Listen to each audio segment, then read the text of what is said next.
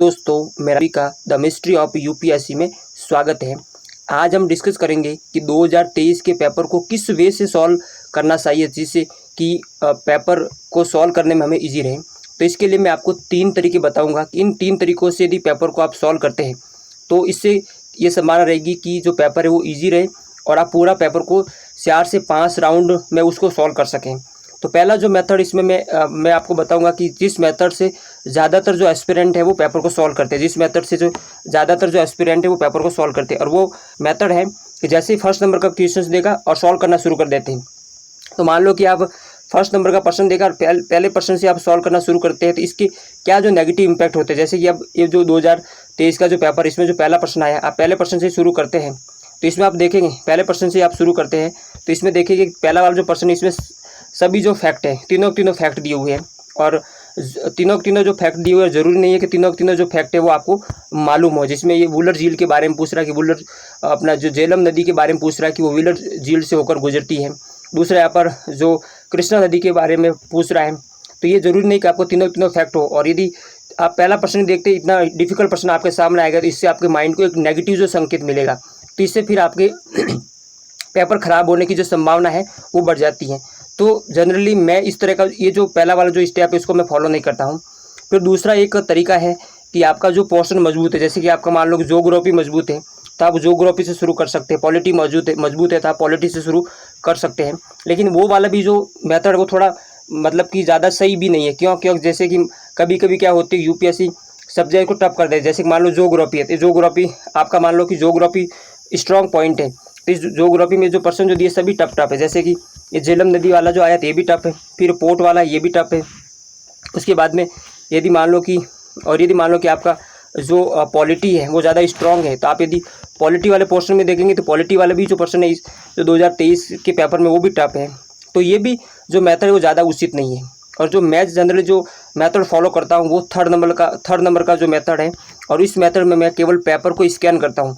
First round में केवल मैं पेपर को स्कैन करता हूँ, और इस राउंड में जो प्रश्न इजी होते हैं, जैसे कि जिसको देखते ही सॉल्व किया जा सकता है, जैसे कि उसको देखा और लगता है हाँ ये सही है, तो उस तरह का जो मैं उसको फॉलो करता हूँ। और इसके तहत मुझे कम से कम 20 जो प्रश्न है वो सही मिल जाते हैं। कैसे मिलते हैं, अब इस पेपर को हम स्कैन करते हैं। हमारा जो फर्स्ट राउंड होगा, इस राउंड में केवल हम पेपर को स्कैन करेंगे और इस स्कैन करते समय जो हमें दिखेगा इसका उत्तर यही है, उसके ऊपर हम टिक करते हुए आगे बढ़ेंगे और हम काउंट करेंगे कितने प्रश्न हमारे सॉल्व होते हैं। तो जैसे कि इसमें देखेंगे कैसे 1 नंबर वाला ये डिफिकल्ट है, 2 भी डिफिकल्ट है, ये सभी जो है ये आराम के जो सभी है इनको हम स्कैन करते हैं तो इनमें सभी डिफिकल्ट हैं, तो इनको हम आगे बढ़ते ये नहीं करेंगे। फिर आगे बढ़ेंगे, यहाँ पर देखेंगे को कांगो बेसिंग वाला है, ये भी जो यदि आपको आता है तो हो जाएगा, नहीं भी लेकिन नहीं आ रहा है तो नहीं होगा, तो ये भी स्कैन में फर्स्ट स्कैन में नहीं होगा। फिर इसके बाद में देखेंगे कि ये जैसे कि 11 नंबर का जो प्रश्न है ये, तो ये फर्स्ट स्कैन में हो सकता है। 11 नंबर वाला जो प्रश्न है इसको आप फर्स्ट स्कैन में कर सकते हैं। फर्स्ट स्कैन में कैसे कर सकते हैं, इसको करने का एक सिंपल सा जो तरीका है, जो फर्स्ट राउंड में इसको कैसे कर सकते हैं, तो फर्स्ट राउंड में करने का इसका जो एक सिंपल सा तरीका है वो तरीका ये है कि यहाँ पर देखेंगे तो यहाँ पर देखा गया कि जो विद्युत उत्पादन के लिए कम से कम 60% तक जो समृद्ध यूरेनियम का होना आवश्यक है। तो अभी यूरेनियम के बारे में देखेंगे तो यूरेनियम तो 60% समृद्ध यूरेनियम का उपयोग तो जो परमाणु हथियार बनाने के लिए होता है, और बिजली के लिए इतनी कहाँ पर आवश्यकता होती है। और वैसे भी आप देखेंगे तो यूपीएससी में जो यूपीएससी है वो प्रतिशत गलत देती है, ये आपने देखा भी होगा फिर प्रीवियस के जो पेपर में। तो इस तरह से ये हम डायरेक्ट कर सकते हैं कि हाँ भाई ये तो सही नहीं है, ये तो जो है ये वाला जो दिया हुआ वो सही नहीं है। मतलब जैसे आप 2 को काटेंगे, जैसे कि इसमें देखेंगे कि 2 गलत है तो यहाँ पर देखेंगे 2 तो सी हो गया, तो 1 प्रश्न हमारा ई हो गया। फिर आगे बढ़ेंगे तो इसका जो सेकंड वाला जो प्रश्न है इसी सेकंड वाले को देखिए, सेकंड वाला भी जो इजी आप स्कैन करते ही इसका उत्तर निकाल देंगे। कैसे निकालेंगे, यहाँ पर देखेंगे तो यहाँ पर कह रहा है कि पहला कह रहा है कि शिशुधारणी स्तन प्राकृतिक रूप से भारत में नहीं होते, नेचुरली जो फाउंड नहीं होते, ठीक है। दूसरा यहाँ पर कह रहा है कि जो शिशुधानी जो स्तनी केवल परबक्षी रहित, जहाँ पर कोई इसका परबक्षी ना हो वहाँ पर पर्वतीय जो घास स्थलों में पनप सकते हैं। तो ये आप फर्स्ट स्कैन में भी कर सकते हैं कि ये जरूरी नहीं है कि वहाँ पर ही पनपेंगे, तो सेकंड वाला गलत हो जाएगा, इसमें भी जो सी हो गया तो दूसरा 2 हो गया। फिर और आगे बढ़ेंगे, स्कैन करते हुए और आगे बढ़ेंगे, तो फिर हम देखेंगे यहाँ पर देखेंगे ये यदि ये भी देखेंगे तो ये भी फर्स्ट राउंड में नहीं होगा, इसके बारे में थोड़ा सोचना पड़ेगा। इसके बारे में भी देखेंगे तो फर्स्ट राउंड में देगा सोचना पड़ेगा। फिर इसके वाला ये जो देखें कुछ वाला, तो ये कुछ वाला जो यूपीएससी सही दे, जैसे कह रहा है कुछ सत्रक में औषधि गुण होते हैं, तो भाई हजारों जो होती है औषधियाँ, हजारों जो मशरूम होते हैं, तो इसमें किसी में भी तो औषधि गुण हो सकता है। हाँ भाई, एक से ही हो सकता है।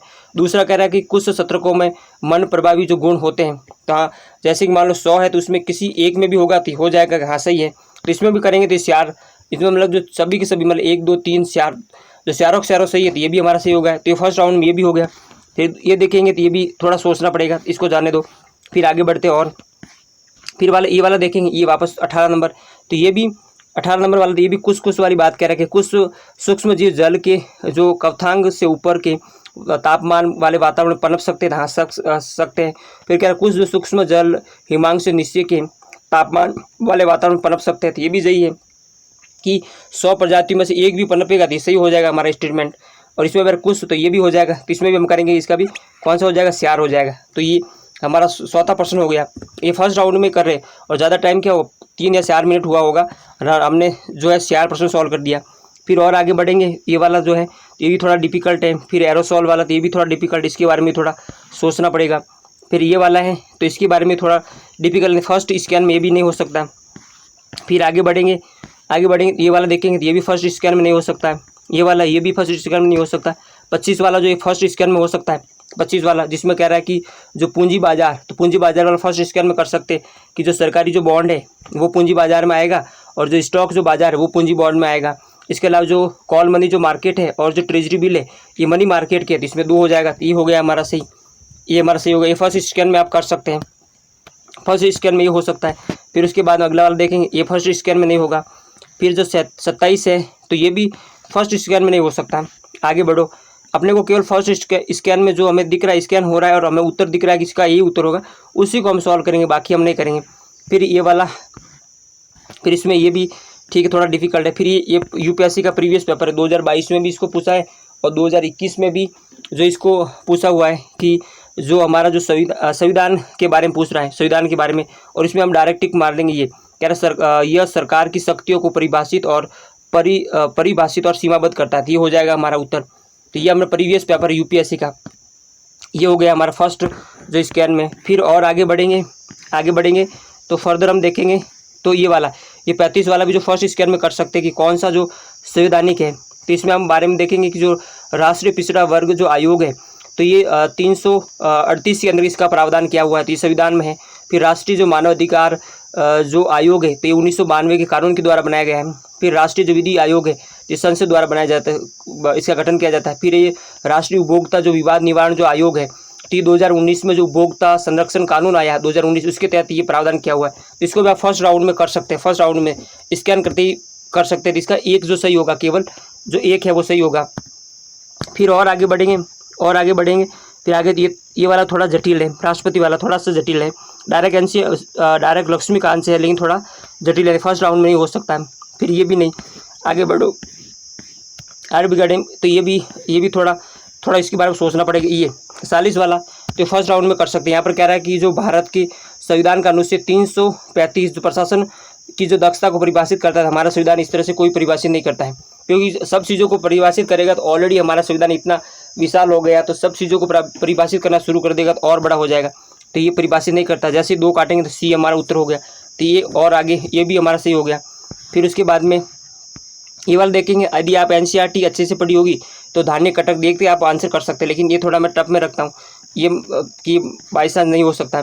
फिर ये यूपीएससी का यदि आपने प्रीवियस आराम से देखा होगा तो ये कोरकई पूछ रहा है, पुम्पवार पूछ रहा है, मुचरीस पूछ रहा है, ये सभी एनसीईआरटी में और एक ही पेज से दोनों लिए, जो धान्य कटक वाला और ये एक ही पेज से लिया हुआ है। और वैसे भी आपको नहीं आ रहा है तो यूपीएससी की थीम है पतन के बारे में यूपीएससी पूछते हैं, डायरेक्ट आप टिक कर सकते हैं फर्स्ट राउंड में ही। फिर उसके बाद में और आगे बढ़ते हैं।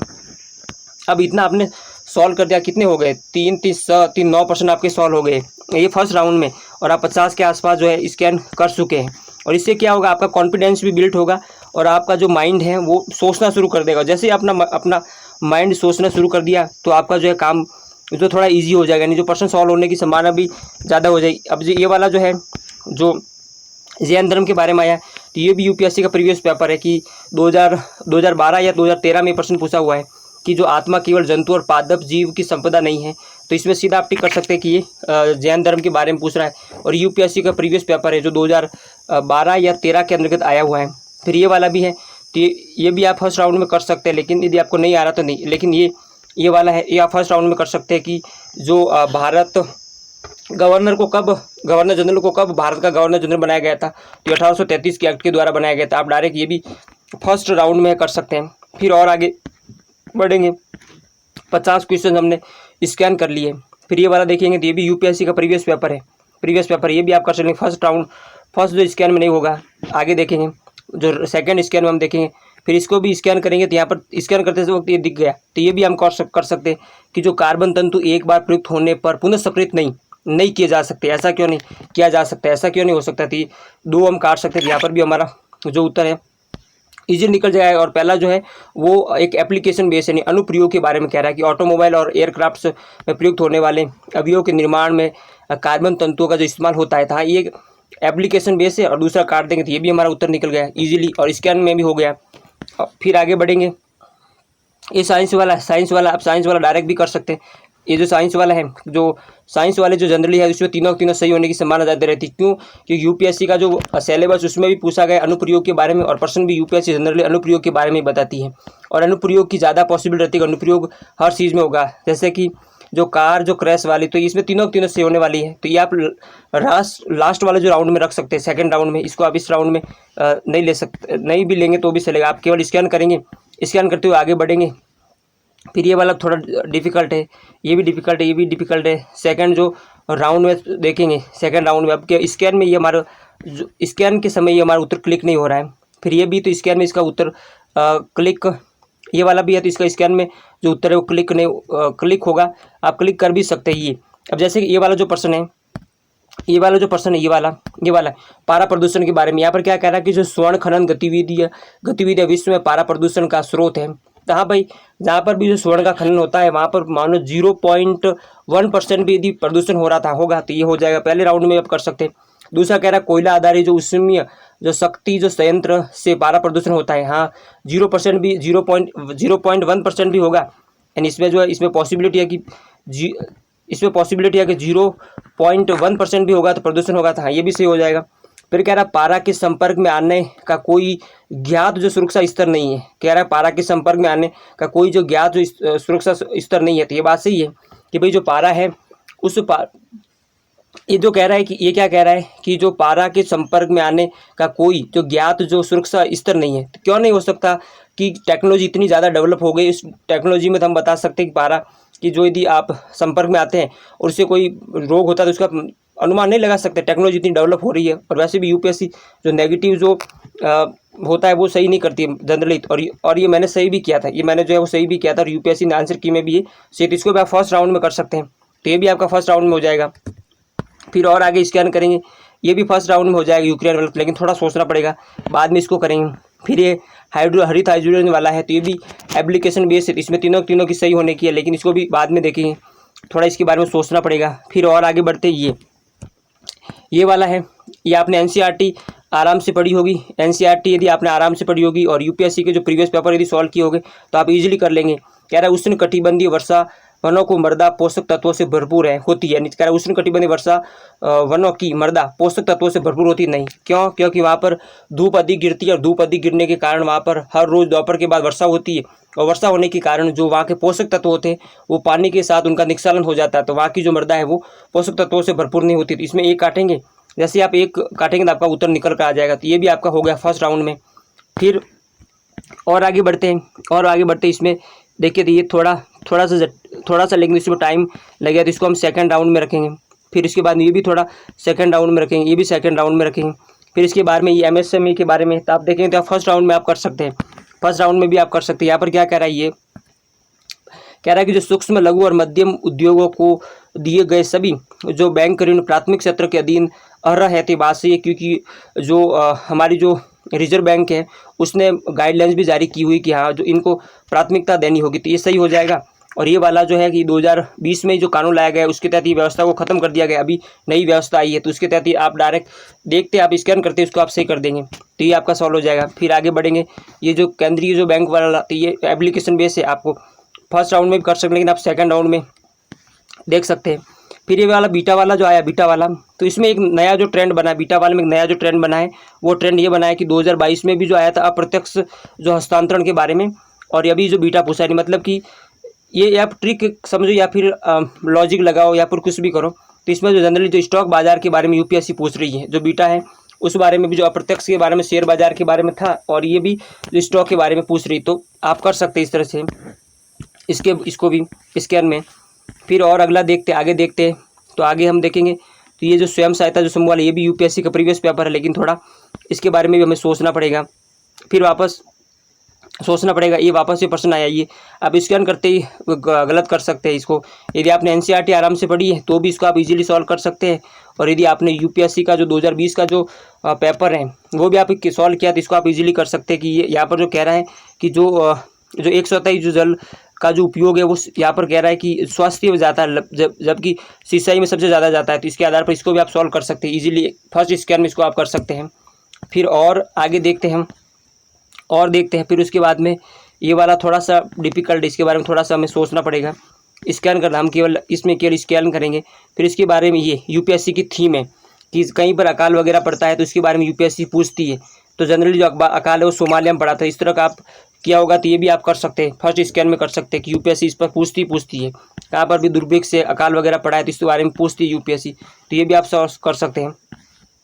फिर उसके बाद में आगे देखते ये वाला थोड़ा सा डिफिकल्ट है, इसके बारे में भी सोचना पड़ेगा। ये वाला भी थोड़ा, ये फर्स्ट राउंड में नहीं हो सकता। फिर ये वाला जो 7 अगस्त वाला है, यदि आपने अच्छे से पढ़ा होगा तो, लेकिन इसके बाद थोड़ा सोचना पड़ेगा, तो हम बाद में इसको देखेंगे।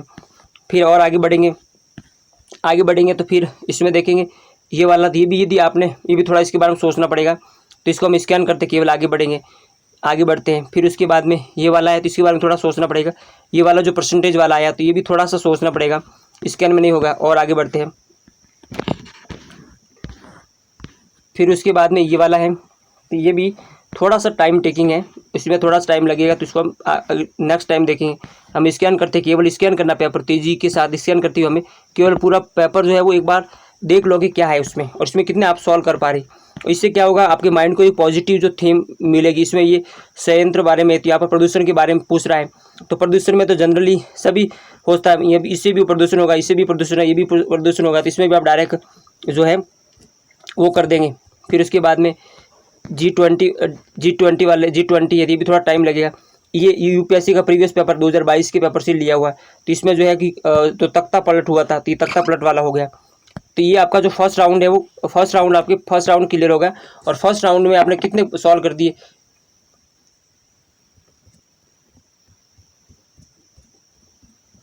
18% आपके सॉल्व हो गए। आपने फर्स्ट राउंड में, फर्स्ट स्कैन में आपने 18% सॉल्व कर दिया। इससे क्या होगा कि आपके माइंड को एक पॉजिटिव जो थॉट मिलेगा, और इससे आपका जो माइंड है वो तेज़ी के साथ जो है जो आपको रेस्पॉन्स करेगा, इससे आपकी जो सही होने की जो संभावना है वो ज़्यादा बढ़ जाएगी। तो मेरी आपसे यही रिक्वेस्ट है कि आप इस तरह से यूपीएससी के कम से कम 5 या 6 साल के जो प्रश्नों को आप सॉल्व करने की कोशिश करो, ताकि आपकी जो माइंड में इस तरह की जो थॉट है वो बैठ जाए, और एग्जाम में आप इसी तरह से पेपर को जो सॉल्व करना शुरू कर दे। और ज़्यादातर जो टॉपर है वो इसी तरह से पेपर को सॉल्व करते हैं। यदि वीडियो आपको पसंद आया हो तो लाइक करना, शेयर करना, और चैनल पर यदि आपने फर्स्ट टाइम विजिट किया है तो चैनल को सब्सक्राइब करना। जय हिंद।